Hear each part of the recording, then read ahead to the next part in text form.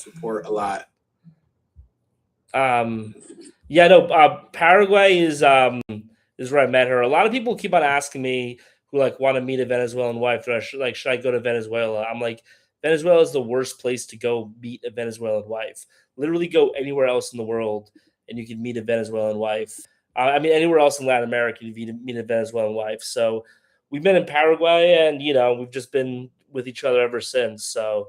There's 100 of them. There's 100 of them on Tinder right now in Barranquilla. I don't know.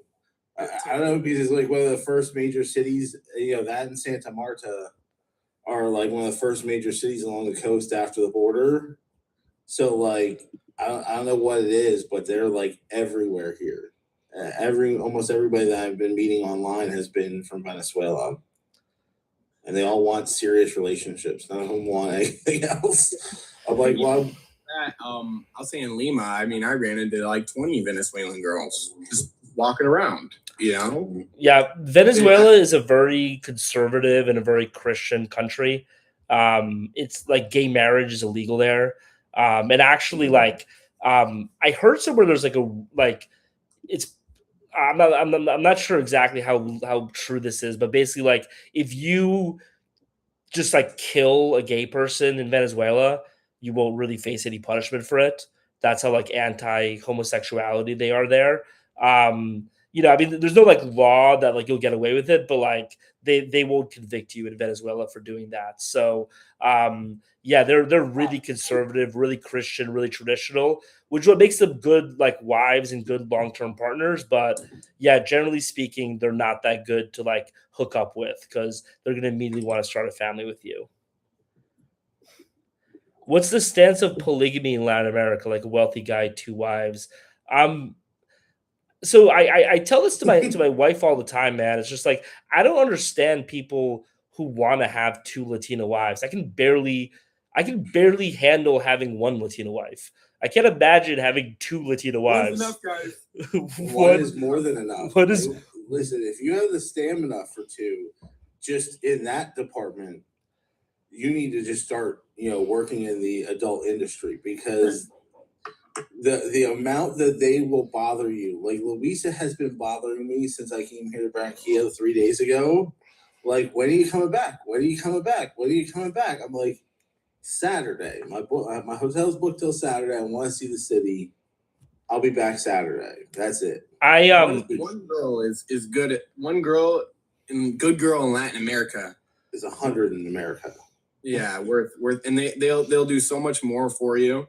I'm about to, I may be, settling down here myself. A nice girl from Mexico, and she treats me very good. These people, the girls in Latin America, they're far better. They have this a lot more traditional values. If you're looking to actually like start a real family, I only had bad relationships here in America.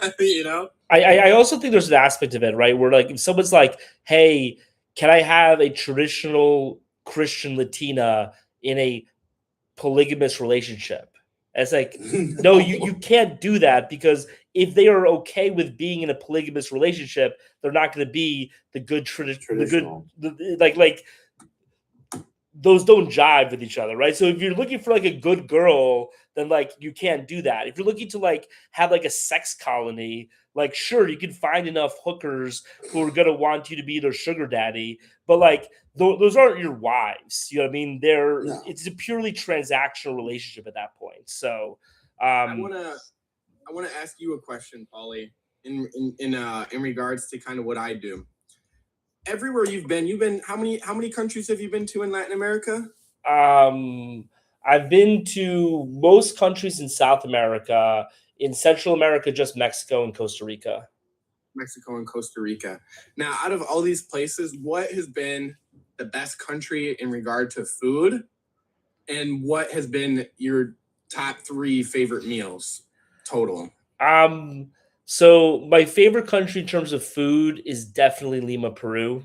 Like no, like second place is so far away that it's like my favorite meals. So one thing that I did on my trip around the world is I was like really focused on making sure that I did things that were uncharacteristic for myself to do. So I'm not a big like Michelin star restaurant type of guy. So I made sure to go to a Michelin star restaurant in every city I went to.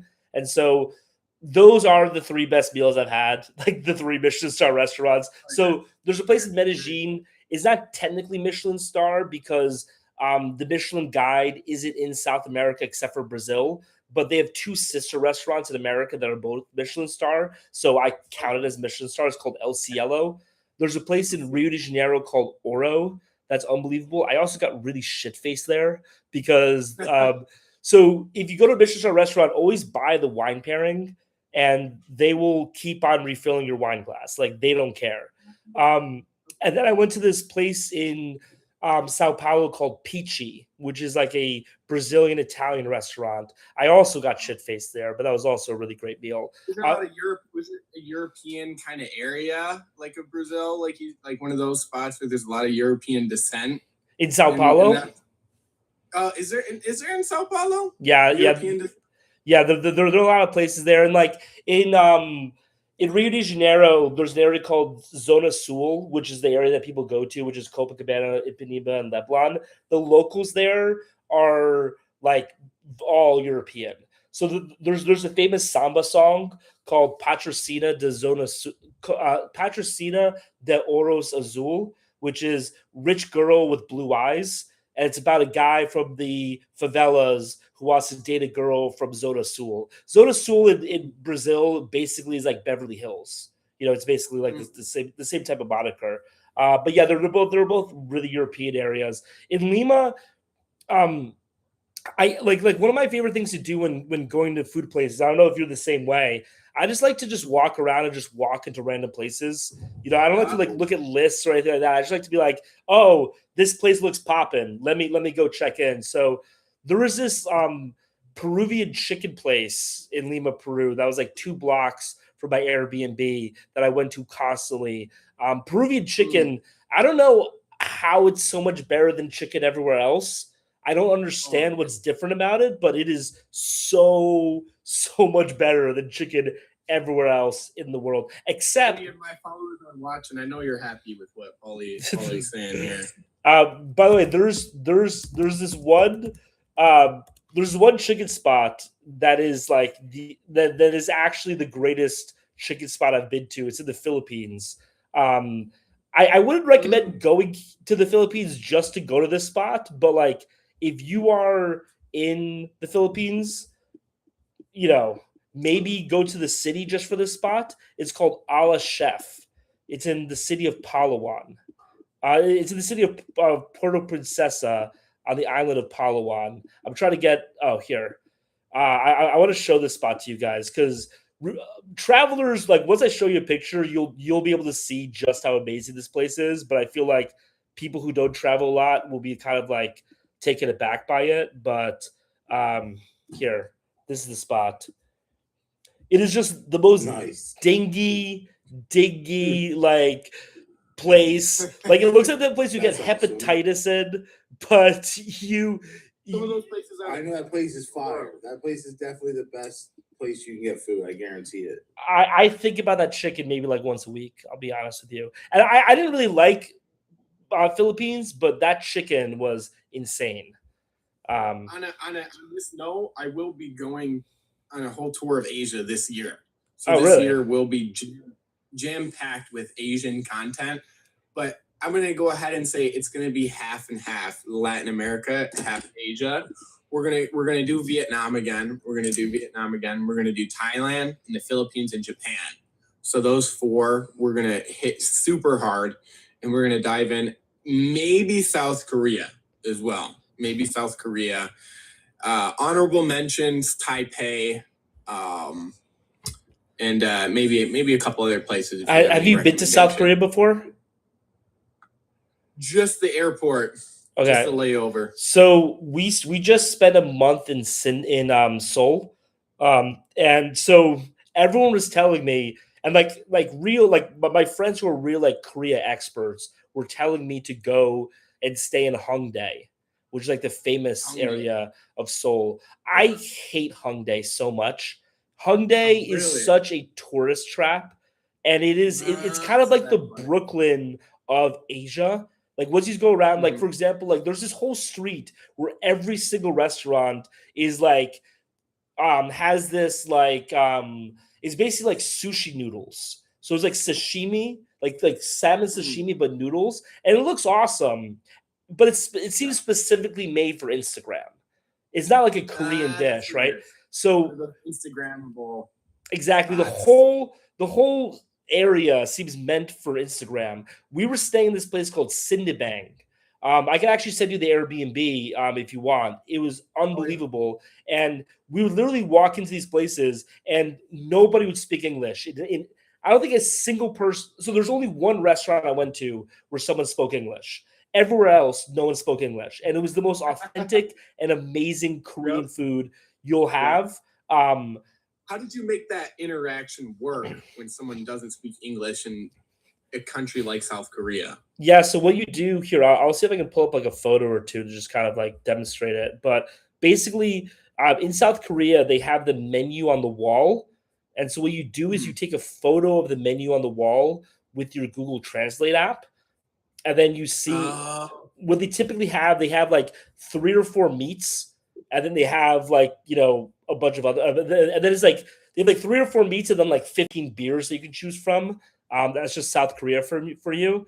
And so what you do is you then, basically go to the wall and you point and point. One problem that you're going to have in South Korea, do you travel solo or do you travel with somebody typically? It can be half and half. Most of the time is solo. So one of the problems with a lot of the Korean barbecue restaurants in South Korea is that they require you to order like minimum 2 dishes, which is like for 2 people basically. So you might have a little bit of an issue with that, but I mean, if you don't mind eating a little bit extra, you won't have a problem with that. I'll find someone to go with probably. Yeah. I'm friends. I meet a lot of people. But if they speak English, I guess that's because it's a lot simpler when you speak Spanish in Mexico to meet people or Colombia and stuff. Also, by the way, guys, this is my first live ever on TikTok. Oh, really? Paulie sent me the. I had to hop in, and I will be going live more, and I'm actually going to start going live while I'm in these places, taking you guys through like deep behind the scenes tours of like of a bustling street market and show you guys kind of like the setup and how I plan stuff. Really, there's no planning at all. I don't search up anything before I go except the basics, the areas. I don't search up, I need to eat this, I need to eat that, I need to eat this specifically. I go to where I see all the locals going. That is how you find the best types of food, at least for content. In Peru, ahora no. Muy pronto. Regresar. By the way, if you guys are wondering, this is what the menu kind of looks like over here. So you'll take a photo of this, and then it'll translate into different types of meat, and you'll have the price. This restaurant, we're actually really lucky because like the local baseball team just won a game, and they're all like really drunk and happy. So they literally just like ordered for us and then like cooked our food for us. It was other customers doing it, not even like the management. So that was pretty nice. Who drinks more, Latin America or Asia? Asia. Latin America. Asia. Really? Asians. I mean, yeah, Asians drink a lot, man. I've been to, I would say, the 2 biggest beer drinking places in the world, from being in Mexico to Vietnam. And I will say the Mexican people, they can drink. Oh yeah, they can drink in Mexico. But I have never seen somebody drink like those people in the villages of Vietnam. 20 beers before they start drinking the Hennessy and drink the whole bottle of Hennessy. I don't know though. That's why I asked Paulie. I feel like that could be kind of up for debate. So somebody said close, man. When I went to Thailand, I did the fighting in the boxing rings for free alcohol. Oh yeah. So I was pretty blitzed.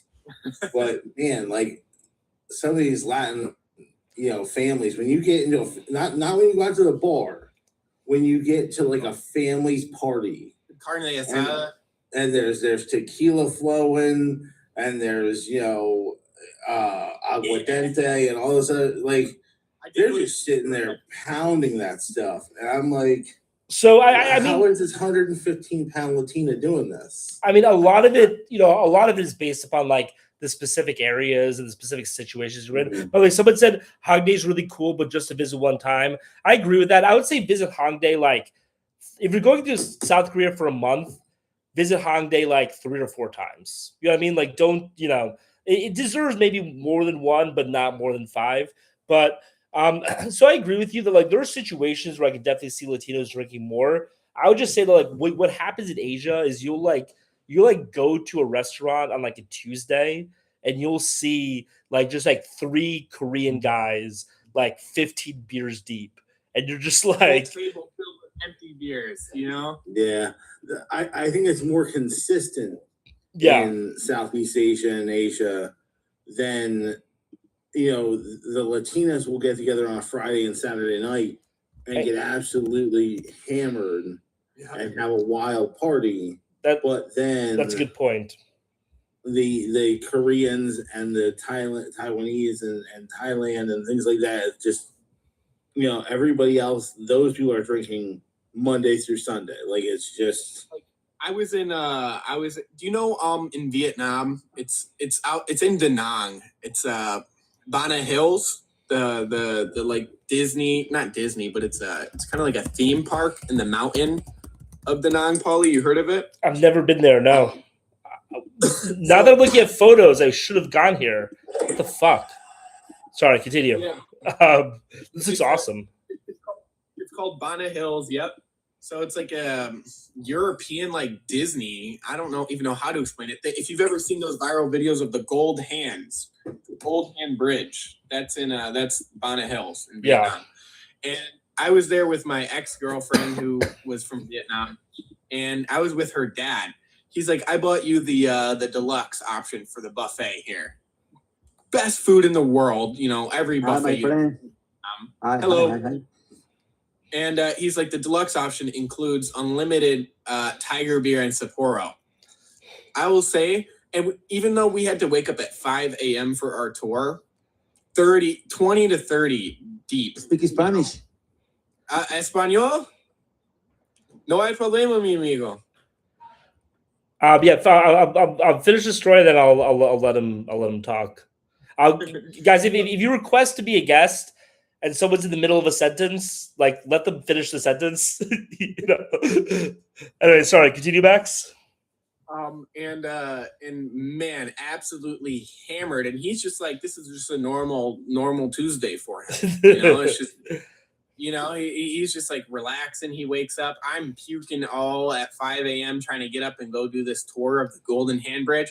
He's up smoking a cigarette, like they do, and that in the squat position, crouching. Yeah, it's just a-okay. Not an issue in the world for him, and that's like every day for them. And I was in the villages.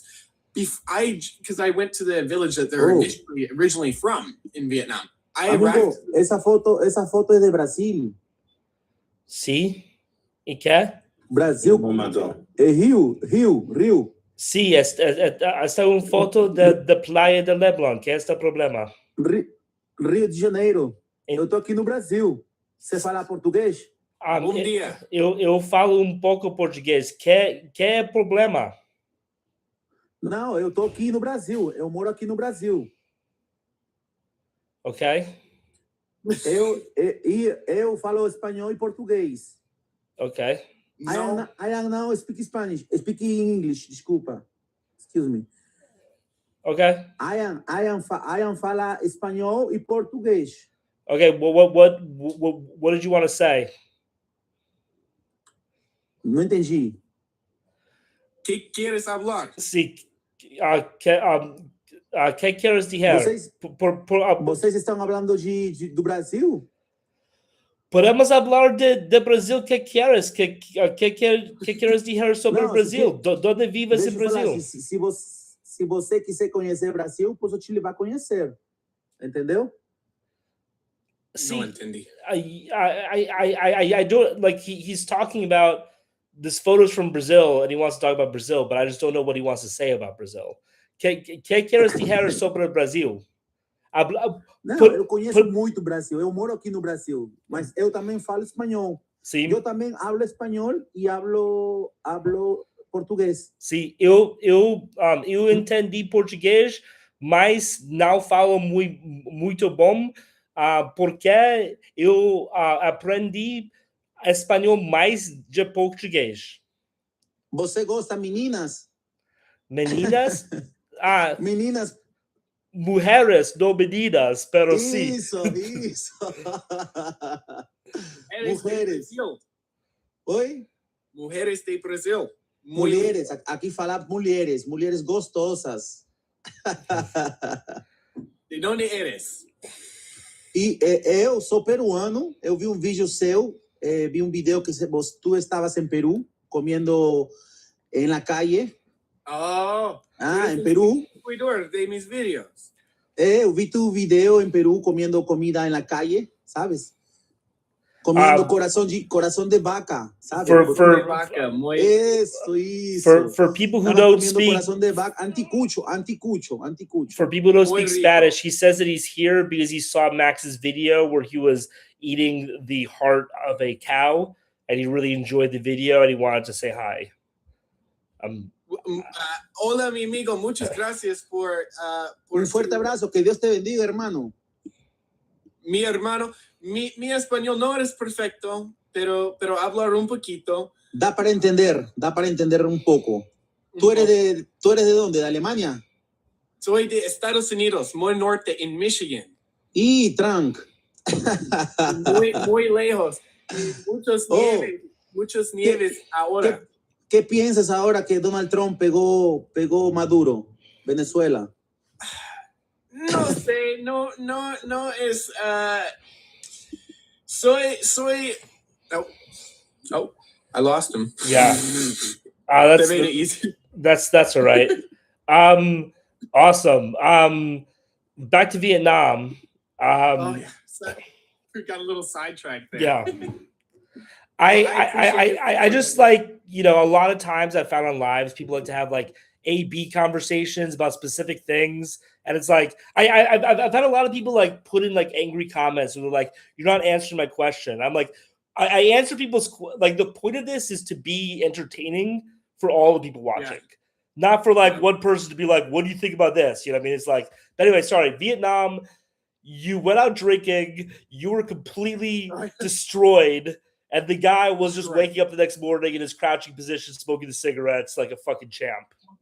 4 or 5 a.m. We were up till midnight, 1 a.m. drinking. He had not an issue in the world. He ate his pho and boom, back to life again. Yeah. And I go to the village, right? They're like, we want you to, meet the family, because my ex-girlfriend from Vietnam, she was born in Vietnam at the age of 1 and moved here with her family. And her dad, and they opened up a Vietnamese restaurant in here and got quite wealthy doing that, actually. Kind of lived the American dream, and then they go back to Vietnam once a year. And I went with them on that family trip. And they took me to the villages of which her dad was initially from. And immediately, before I even walk into the house, I'm probably 4 beers deep. I get to the driveway, and I'm already, before I'm talking to everyone, I've already drank 4 beers within 5 minutes, because they told me I have to chug the first 3. I don't know what rule that was. Maybe it's their village rule. And then they're eating blood stew. I was out fishing behind in the rice paddies, and I caught a tilapia that I grilled and ate. I'm not sure how safe that was. But that experience, getting super drunk, I don't know if I've seen that as much in Latin America. ¿Qué pasa? ¿Todo bien? Ya funciona. ¿Vamos a almorzar? Bueno, in 30 minutos. ¿Almuerzas aquí o allá? Allá. Bueno. Sorry, my wife has come here to say hi. Mi amigo. Yeah, no, I love Vietnam. So one thing so when I went to Cambodia, I found that the Vietnamese food in Cambodia wasn't as good as it was in America. And that happens a lot of times where like the local food in another country is not actually that much better than it is in America. For example, Thai food.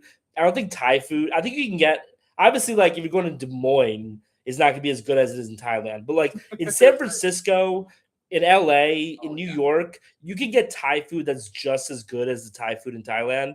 Like a lot of the people who are making it were born in Thailand. You know what I mean? Like they don't forget the recipe on the flight over. But so anyway, so the Vietnamese food in Cambodia was way worse than the Vietnamese food I've had in America. And so when I went to Vietnam, I was expecting to be really disappointed by the food. And let me tell you, I was not disappointed at all. Vietnam might be my second favorite food country in the world.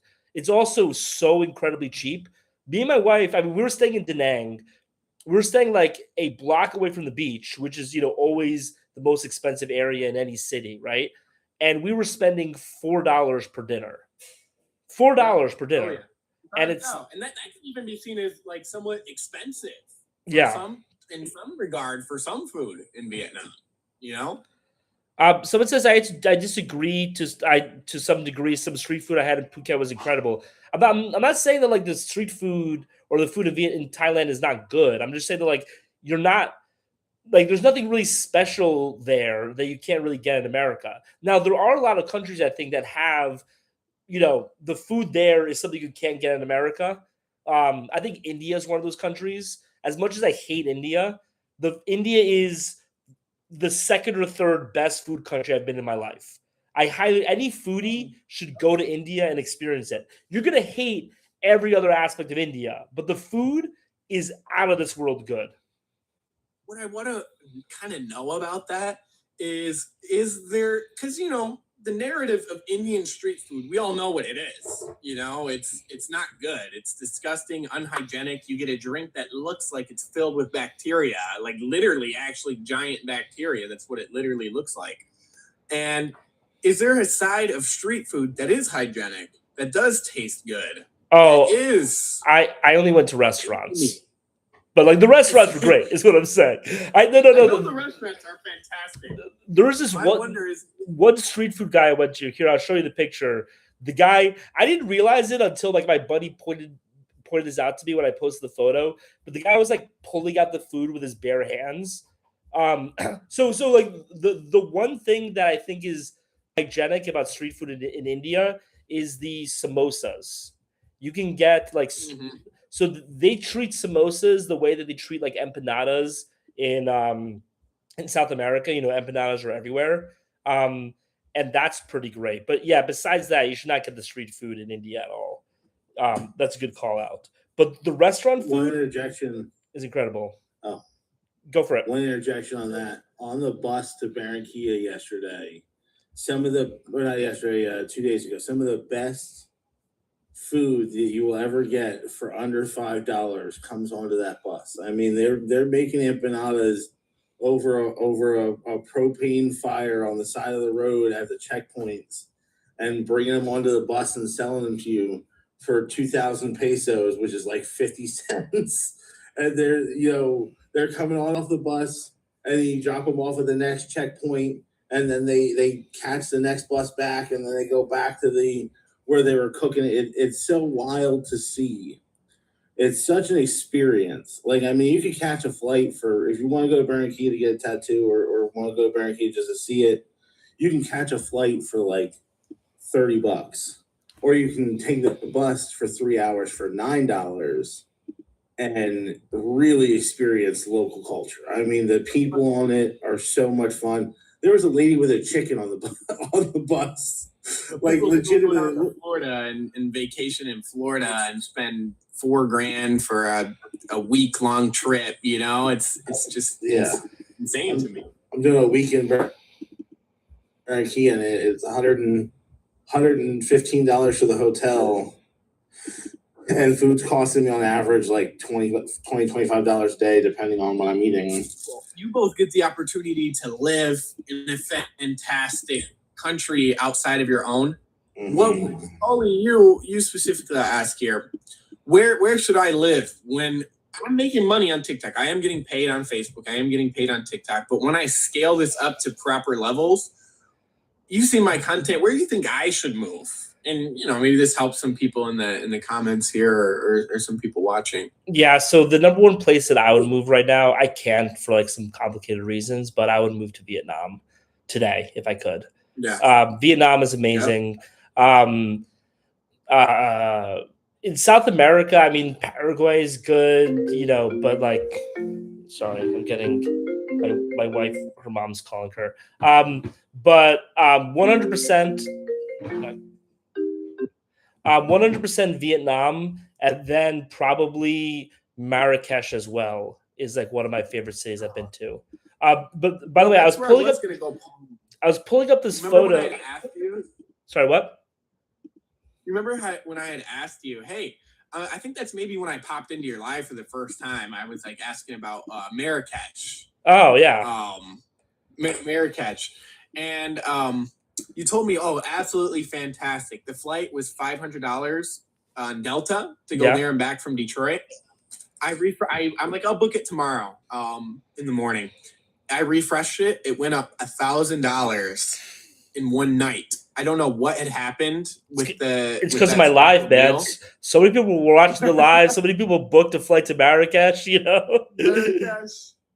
Asked me. So then I went to Peru.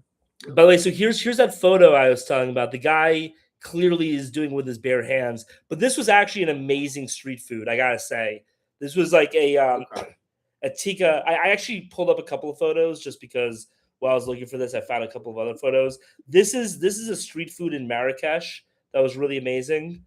Hope you guys don't mind me just showing a couple photos, but this is I don't remember how much it was. I remember it only being like $2 or $3, but basically like it was a chicken pita and they gave you some tea as well in Marrakesh. Unbelievable. And then let me see. Good street food in Marrakesh, right? Marrakesh. So one thing that Marrakesh is weirdly amazing at is sandwiches. And I think it's because they just don't really have the hangups that Americans do about sandwiches, where they will just put everything in the sandwich. And they'll just put all the sauces, all the meats, and they just don't care. And it just turns out to be amazing. So Marrakesh sandwiches are really good. I'm extremely ashamed to say, guys, the best burger I ever had was in Peru. Okay. Best cheeseburger I ever had was in Peru. I mean, I've had a lot of cheeseburgers in my life, especially here in America, but I went to this fancy restaurant in Peru, and that burger was, oh my God. Yeah, I've been thinking about that.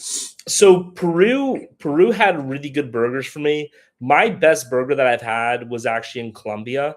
There's this place in Medellin called Clap Burger. And like what I thought was really good about it is like, I think the problem with burgers in America, let me know if you agree with this or not, is that you basically have one of two options. Option A is you get really good beef, but it ends up being this pretentious mess of bullshit with like avocado and like, homemade, tomato syrup or whatever, right? So you have good quality ingredients, but there's so much bullshit involved that it sucks. And the other end of the spectrum is you have, really, I think burgers need to be gritty. Cheeseburger, the burger I want beef, cheese, maybe lettuce and tomato. I don't want that much more on it. And the more basic burgers in America just don't have that good ingredients to them, right? The nice thing about Colombia, and same thing with Peru, is that because I don't want to use the term farm to table, but it is very much farm to table, where like the quality of the ingredients are so much better there. You're able to get those shitty burgers with incredible meat. So Clap Burger is just like a greasy, shitty burger, but because the quality of the beef is so great in Colombia, it's amazing. So I think about that burger a lot too. Burgers in South America are amazing. Leave it to the American to think about the burgers they got in other countries and reminisce about some burgers in Latin America. I do have to say that like one thing that happens, I think that like once you move abroad is like, For example, so this is one thing I realized when I was in Brazil, where like I was in Brazil for the first time, and like first week I was like, let me eat authentic Brazilian food every day. And then after a week, I was like, look, I've already spent 2 months living abroad. I'm gonna be spending a month in Brazil, and I just feel like McDonald's today. Do you know what I mean? Yeah, And like yeah. once you move abroad, you start just eating like, you're like, I'll just eat a pizza. And people are like, why are you eating a pizza in Brazil? It's just like, because I'm here for a fucking month. I'm not going to eat And being a churrasco every local- day. A local would do the same thing. Exactly. Like locals want to eat food from there, not even from their culture. Yeah. They're like, but that's the thing. This is a very touchy kind of subject, just because like you have to be perfect, for me at least, in the food content creation space of being respectable and eating the local cuisine properly. And at the end of the night, I'm a taco guy. Even though I'm in Peru, I wait till the end of the night after I eat all that, and I'm like, I'll get my tacos, man. But it's very touchy because people comment, oh, you ate that wrong. Oh, that's not that. It's like one of the most difficult niches to not get canceled.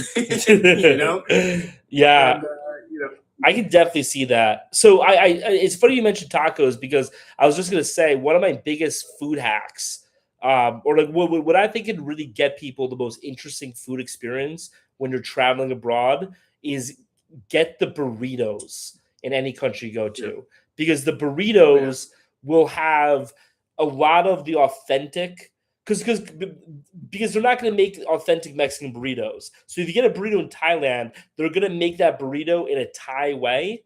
And and this is kind of piggybacking on a point that I made earlier, and why I actually think it's very interesting to go not just eat the local cuisine abroad. Because if you think about Thailand, right? As I said, you can get most Thai food in America. But do you know you can't get in America? You can't get a burrito made by a Thai person in America. Oh. You actually can't get that. A burger made by a Thai person. Exactly. Yeah. So in a lot of ways, like the most interesting food that you can get is other food in Thailand or other food in Vietnam. That being said, a lot of times it's shitty. Like fried chicken in Cambodia is one of the worst things I've had in my life. Do not get fried chicken in Cambodia. I'm telling you right now. Just don't. Am I crazy for saying I like pizza in New York City more than I like in Italy? Oh, that's a very reasonable position. Yeah, I didn't like pizza in Italy that much. Like when I was in Sardinia, Rome, and Venice for like I was there for a week and a half. And this chick from Minnesota who was supposed to be there with her boyfriend, they broke up and was like, hey, do you want to just go get food together? I was like, yeah, sure. We went and got pizza in Venice, and I was like, it was horrible. I mean, not horrible, but it just wasn't. It has natural ingredients, don't get me wrong. It's a bit healthier, the olive oils, the fresh made dough. But that's all it is. I like a little bit of grease and cheese. I like some flavor to it, not just a little bit of basil. And it's fresh. Don't get me wrong, it's good.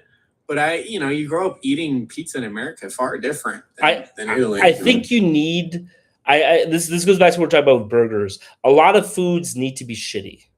It needs to have that shittiness to it. And pizza needs to have a little bit of shittiness to it. I don't want a pizza that's like fine dining pizza. I want a slice. I want to fold it.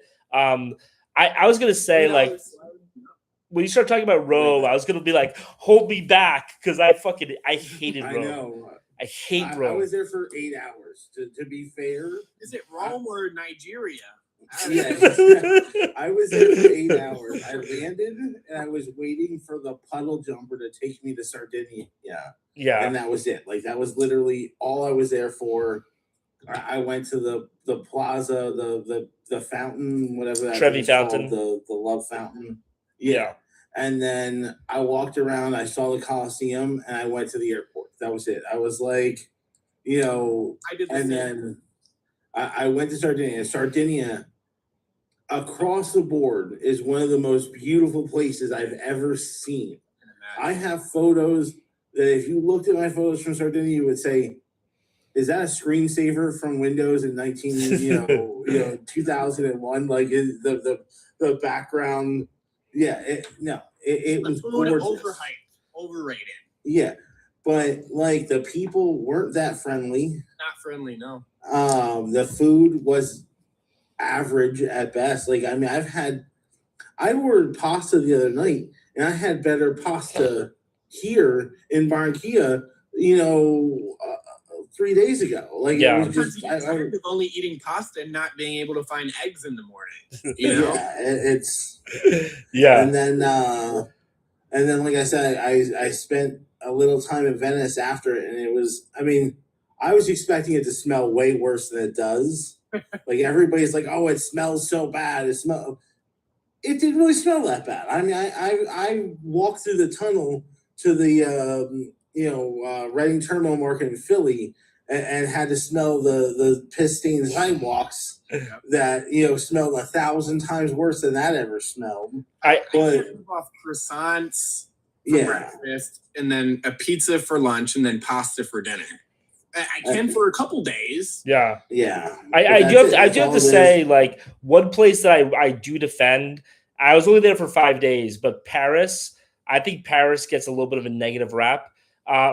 Because here's the thing, right? Like in Rome, would you say is it Rome or is it Nigeria? That's 100% accurate, and they are aggressive and they suck. But I found that like the hawkers in Paris, at least when I went, and I can only speak about my own experiences, but like the hawkers in Paris were at least very respectful. Like you went to the Eiffel Tower, and like there's a row of guys with like plastic, Eiffel Towers selling them, but they weren't harassing you. And at the same time, I do feel like it does do a service. There are people who want to go to the Eiffel Tower and want to buy a shitty tiny Eiffel Tower, and like it does provide something. In Rome, the Senegalese people just come up to you and try to fight you to get money out of you, and so Rome sucks. Like that's my take. Fuck Rome. Scammers. I walked through the train. Don't walk out of that train station if you really, you're like, I mean, me, I'm all right. I walked through. I did my thing. I won't share about everything, in that area. We keep some of those stuff secret. But that train station is like Bangladesh. Like it smells like curry. And like, here's the thing that I don't understand. Okay. If people want to say England needs immigrants because English food sucks, I don't agree with that, but I can understand that argument. Who in the world has ever been like, Italian food isn't really good. We need some Bangladeshis here to bring some Bangladeshi food. It's like, and no. And also, like, I went to a restaurant in Italy by accident that was like run by a Turk. It was Italian food run by a Turk, and it was the worst stuff that I've had in my life. I realized because the guy doesn't care. You know what I mean? He's like, "This isn't my food. This is my culture." So. Best food I had in Italy was not even Italy at one point in time. It was in the Dolomites, in the German villages, the Dolomites. Where I'm eating German food. That was far better than what I was eating down. Granted, the most beautiful place, one of them that I've ever visited, was the Amalfi Coast. I can see that. Yeah. So one place I recommend that has horrible food, but it is one of the most beautiful places you'll be in your life is Montenegro. Kotor, Montenegro. Yeah. The food sucks. Like literally, like there's like a row of restaurants in Kotor, Montenegro, and every restaurant has the exact same menu. It's all. I think Club and Honest, we were talking about this the other day. It's all like I feel like there's a cuisine nowadays that is just like Soho House. It's just like upper class white people food. You know what I mean? And it's the same food everywhere. And that's basically what you can get in Kotor, Montenegro. That being said, Kotor, Montenegro is the most beautiful place I've been to in my life. So much so that I have photos from it, and I don't think a single photo I take does it justice. Like we would walk out of our Airbnb, and it was like a 2-minute walk to like the water, and we would just stand there like our mouths open, just like, how are we in a place that's so gorgeous? So I highly recommend Kotor, Montenegro if you guys want to sightsee. But that whole area is just beautiful, all of Southern Europe. In Latin America, I'll say I visited 6 places in Latin America in last year, but I visited, the same place like multiple times, but I love Mexico. The best food, since we've been on a lot of the topic with food, I would go. I went to Puerto Rico, Colombia, Guatemala, Mexico, Peru, Ecuador. So 6 is Puerto Rico. You know, all you get is fried plantains. That's, you know, fried plantains and pork. 5 is going to be Ecuador. Ecuador is really not that much going on in Ecuador. It's kind of like Peruvian's little brother, you know. And then goes Colombia. Colombia is fantastic, good food. Then I'm going to go ahead and say Guatemala. Guatemala is a bit better. Peru, then Mexico. I go those two. That's where I'm at. You know, I think Mexico's undefeated. Have you had Brazilian food?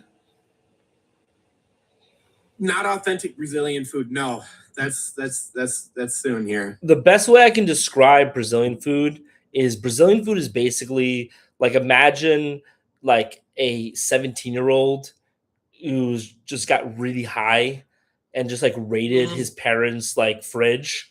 That's what Brazilian food is. So, like, for example, most restaurants you'll go to will be like, you'll either have a choice of like rice or fries. Brazil's like, now we're gonna put both together. Oh, and some beans and some farofa. They have this dessert that's literally just a ball of chocolate with chocolate sprinkles around it. It's just the most absurd stuff. And Someone smoked a little bit too much. there's like, somebody was really high when they were coming up with this. Yeah. Yo, Ash, what's up? Ash joined. But by the way, as a programming note, I've decided to change my times for this to 10 p.m. Eastern time because like the 6 p.m. recently I've been getting like 5 people joining. And this is very interactive, so like it doesn't make sense with 5 people. So for people watching, if you want to join these lives now, it's gonna be 10 p.m. Eastern time. Max, I know you said you want to do more lives. If you ever want to jump on my live or just do a collab, obviously always happy to have you.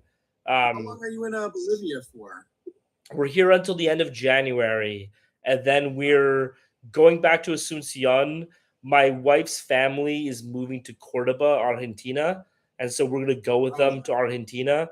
And then my wife and I are going to spend 3 weeks going from the north of Argentina all the way to the south. So we're going to be spending like 2 or 3 days in each city. Just do like an Argentina road trip. The funny thing is, like, yeah, here, I'm going to show you this because it's actually kind of insane. Here, give me a second. Argentina. This is actually pretty insane. It speaks to like how maps just like aren't representative of like what actually exists. So here, I'm going to share my screen on this. This is the thing that kind of sold me on the trip, to be honest. So if you here's a map of Argentina, right? So let's just say you want to go from, you know, El Calatafe, which is like, you know, all the way in the south, right? And then you want to go to Jujuy, I think that's how you say it, which is all the way in the north, right? So if you look at this, this is a 42-hour drive, which, like, you know, over the course of, you know, 3 weeks, you know, is actually not that bad. You know, it's like, are you gonna rent a car, or you have like a family member that you borrow a car from, or our plan is to just take buses from place to place. Buses, shuttle. But yeah, so this is 42 hours, right? Which seems like a lot, but look at this, right? So we're in so here I'll just do Asuncion. My location to Asuncion is 18 hours, right? So look at this map, right? So this area to this area is around 20 hours. This area to this area is 40 hours. But this looks like 5 times as long, but in reality, it's only twice as long.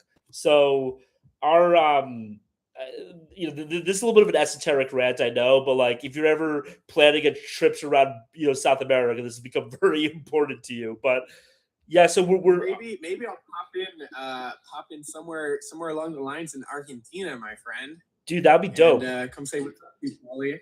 Yeah, Well, I will warn you, and I will alert every person here. You know, we're gonna eat something because that's my content. So I'm gonna pull Paulie in for a little collaboration. And what I need is a reaction out of Paulie. And I will be getting that reaction. that's for the retention rate spike up. Yeah, dude. So And, we're planning on doing like, you know, like 2 or 3 days in Jujuy and then going to like, you know, Catamarca and then Cordoba. But like we're kind of gonna be playing it by ear. But if you want to come down, just be like, hey, I'm gonna be in Mendoza for these like 4 days, and then we'll make sure to be there for those 4 days. I'm gonna make you eat something, Paulie. I don't know what it is yet. It could be cow head. I don't know what they do in Argentina. I know they're very famous for like their meats. Yeah, Argentina, you're not actually going to be really like going to push me that much because Argentinian food is like the whitest, blandest food on earth. It's just like steak and potatoes. You know, you're gonna try to push me. You'd be like, oh, here's a filet mignon. I bet you won't eat it. Here's just filet mignon with potatoes and some grilled skirt steak like our friend Tex here loves. I will say that like in Paraguay, the food can get kind of ridiculous kind of quickly because they do this thing called parrilla, which is just basically just like grills, but they'll like grill like blood and stuff, like the blood sausage. And I don't understand eating blood sausage. I've tried it, but it just doesn't make any sense to me. We do it in Colombia quite often too, right? The blood sausage. There's some places that have it.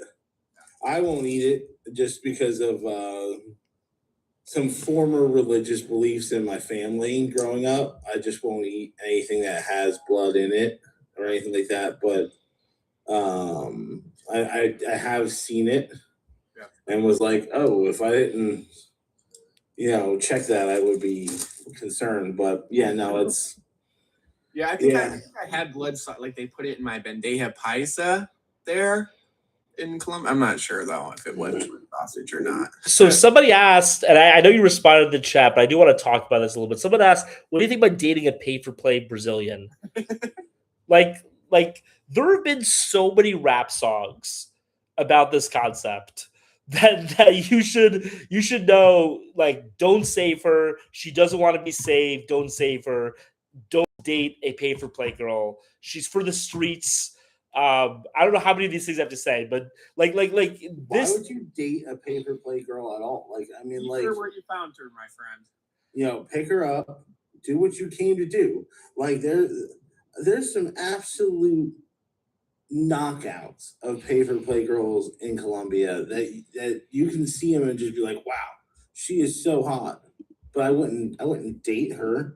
But on the contrary, I went last night to get my Rappy was coming, and the kid, the family across the hall from me had like 3 20 to like 25-year-old daughters who were all in the elevator with me when I was going down to get Rappy. I was like, they were each one as they came off. They were all going out to dinner with their family. Each one, as they came out of the room, kept getting hotter. I was like, this is don't date for pay for play. Go, the word of advice. I mean, as Paulie knows better than me on this, but go somewhere where there's not very many white people going. Go download Tinder. Go find you a girl that way. Go to the bar. Go to the mall. Go to the park. Yeah. Or like there's not a lot of white people here. Real traditional. Start going to church. There's not a lot of white people here in Barranquilla at all. Like, I actually haven't run into a single other white person, but I'm in like a very local part of town. Like, I'm not that close to the beach. I would say I'm a 15-minute cab ride to the beach. So it's, I don't know. I literally have not seen a single other white person since I've been here, but everybody hugs, high fives, handshakes, fist bumps, everywhere I go. Like I said the other day, I had a girl sprint out of a coffee shop to give me her WhatsApp. And then when I was walking back, I had a girl pull her motorcycle off over behind me. And, you know, when you hear a motorcycle come up behind you, you're sitting there thinking like, you know, I quick spun around, and it was this like fairly attractive Latina. She took her helmet off and she's like getting her phone out. I'm like, you pulled over on a busy street and risked your life to give me your WhatsApp. Like reverse robbery, my friend. You know. Yeah, like your this phone is was just like- giving me something, not trying to rob me. Like this is crazy, and it's. Did this live get 14K likes? Is that what I see here? Yeah. Yeah, it did. I mean, it's dying down. There was like 40 people at one point, but it's now. Hey, not bad for a first live. I'm gonna give the credit to Paulie though. Thanks, Paulie. Yeah, it's been fun. I mean, I haven't talked as much. I've been just kind of enjoying listening to you guys share your stories. Yeah, now that I'm a full-time TikTok creator, it's just like if I don't have stuff to do, I'm like, well, I kind of should go live. Like I need to like build this out. I actually, now that you said Facebook, man, I need to start going on Facebook. So I saw somewhere that Instagram doesn't have revenue share. Does Facebook have revenue but share? Facebook does. Yes. Yeah, so what I didn't even realize that they had the revenue share too much on Facebook. What I was doing, I just posted all the Instagrams just to flood it to my YouTube on my videos. I don't post everything there, but you know, my higher quality videos. And it automatically you can, when you post to Instagram, you can click share to Facebook. And none of them have been going viral from Facebook. They go viral on Instagram sometimes. But as of lately, they've been becoming ridiculously viral. As of January 1st, I've gotten 1 million views on Facebook. Oh, that's For awesome. my Peruvian. You're making pretty good money then on 1 million views. I know some of my friends who don't get anywhere near that. Mm-hmm. I've seen what they make, and Facebook actually pays Oh for yeah. reactions as well. So they pay for likes, they pay for comments, they pay for shares. Does Facebook pay a lot better than actually think TikTok? Facebook, I think so. Yeah, I think it is a little better than yeah. Because TikTok has been you don't shitty get- recently. I'll get like 2 Yeah, million like- views. It's like $800, and it's like it's nice, but like 1 million views is difficult to get. Like, Wait, say that again, Paulie. I didn't hear you. I'll pull it up right now. So like my most successful video, and this is one of the reasons why I'm like doing lives and trying to like diversify, is because like TikTok is just not paying that well long term. So Oh yeah. I had this video that did 2.7 million views. Who wants to guess how much money I made from it? $150. 2.7 million. 500. Well, it was 1,000, but that's still not Oh yeah. that great, to be Oh. honest. I got 1.5 million. I got paid $70 Out of 1.5 For what? million. for my black corn elote video. Well, no, but what platform? TikTok. Yeah, no, I don't get paid yet because I'm not Because big enough. most of the you know. followers were from Guatemala, and they don't pay for Guatemalan views. Yeah. So that's why. But I get most of my views from America. Like almost everything is American for me. I need to start posting on Facebook, guys. Max and I are kind of frenemies. We're like we're competing with each other, but we're doing it in good spirits. But I appreciate you telling me that, because I'm gonna start posting on Facebook a lot now. I'm trying to like go to a lot of different channels, so that's my main goal, is building out my YouTube, building out my I'm now on what's it called? I'm now on Twitch as well. I have 1 follower on Twitch.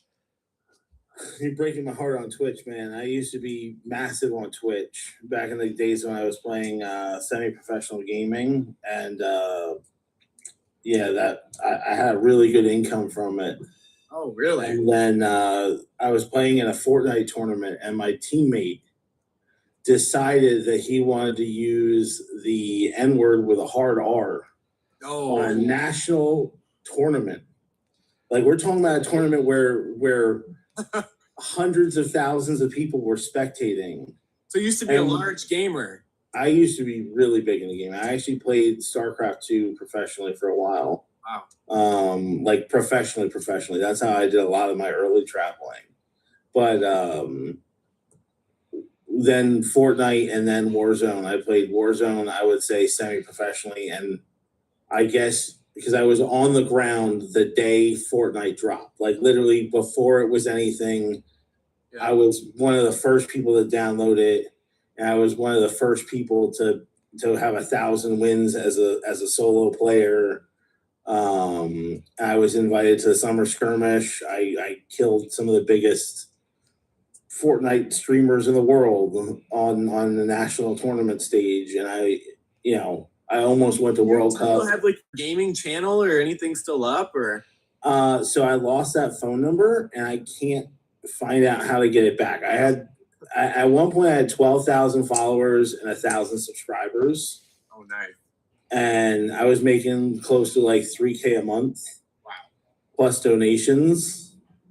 And then he did that. Then they suspended my account. I lost like 95% of my subscribers. And I just said, I'm just going back to regular work because I'm not going to sit here and rebuild this from the ground up after that accusation.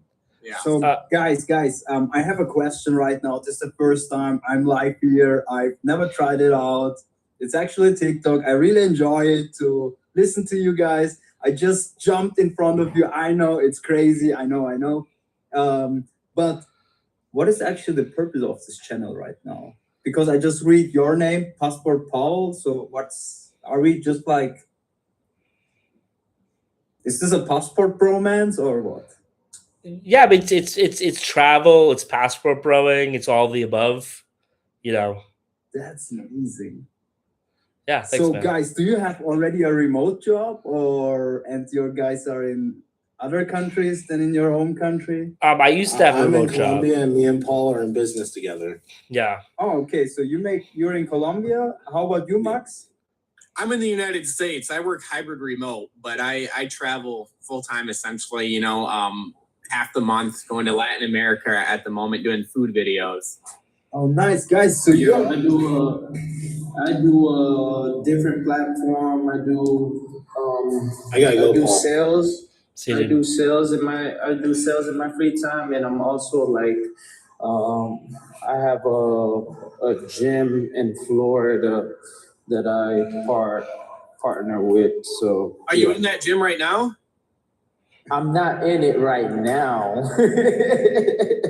I'm not in it right now. That's what helps me do the flexibility. Sounded like you were in the locker room getting a workout. I can get the leads through or whatever, and then my partner I'll call them and be like, "Yo, I got like 4 or 5 leads. They coming through at this time, and then he'll be like, "Okay, I'll close them." Bro, by the grace of God, he's a exceptional closer. So a lot of times when the leads come through, bro, he closed them, and then we can get them on a contract, and then that's months and months. Oh my God! It sounds like you're making a whole bunch of story out just of closing a sale, bro. Come on, you're great, dude. That was yeah. That was too much. Are you one of Passport Paulie's followers? I just came across of this whole thing when I was. How did this all happen? I don't know. I just saw some TikToks about guys going to Colombia and stuff, and I was like, "Damn, sounds funny." But where are you from? Did you ever heard of the greatest country of the world called Austria? Austria. Yes, I have. Never been. Would love to visit. Yeah, it's a great country. It's really nice, middle of Europe. Oh yeah, Vienna, right? Vienna. Yeah, close to Vienna.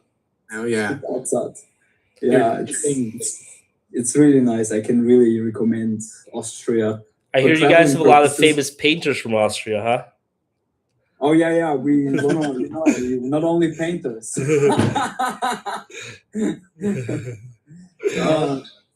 Oh yes. Paulie, how many people you should get in these lives? Was today a good day, an average day, bad day? So once you joined on, it got a little bit better. We got to like 35, 40. Typically, so this is one of the reasons why I switched to 10 p.m. Eastern time is like 10 p.m. Eastern time, I get like 100 simultaneous. So If you want to come back on at 10, we can drop off soon. But if you want to come back on at 10, we'll be able to get a much larger audience. My goal now is I want to get to like 1,000 simultaneous people on a stream. That's like my personal goal. But I guess this is a good time as any to end. My wife is probably gonna kill me for not, because like she made lunch for me like an hour ago and like it's freezing now. But Paulie, it was fantastic talking to you, my friend. Appreciate the invite. fantastic as well, and we'll chat later. We're gonna post some stuff, so stay tuned, my friends. All right, see everybody. All right, bye.